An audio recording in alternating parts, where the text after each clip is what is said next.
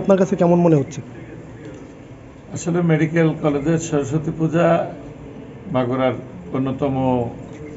একটা সৃষ্টিধর্মী পূজা, কারণ এখানে আমাদের দেশের সর্বোচ্চ যারা বিশেষ করে মাতৃবন্দনা অর্থাৎ বাগদেবীর যে বন্দনা, সেই বন্দনার যারা সত্যিকার অর্থে পূজারী, অর্থাৎ যারা সত্যিকার অর্থে ভালো স্টুডেন্ট, তাদের এই পূজা, তাদের ছেলে মেয়েদের সবসময় পরিকল্পনা থাকে আমরা পূজাটা কিভাবে আয়োজন করব, কিভাবে সুন্দর করব এবং পূজার সার্বিকভাবে ফুটিয়ে তুলব। সেই আয়োজনের সার্থকতা আমরা মেডিকেলে এসে খুঁজে পাই এবং আমি মেডিকেলের পূজার শুরু থেকেই আমি এদের সাথে অংশগ্রহণ করতে পারি এবং আমি নিজেকে ধন্য মনে করি, কারণ আমি এদেরকে আমার সৃষ্টিশীল যা কিছু তার ভিতর আমি এটা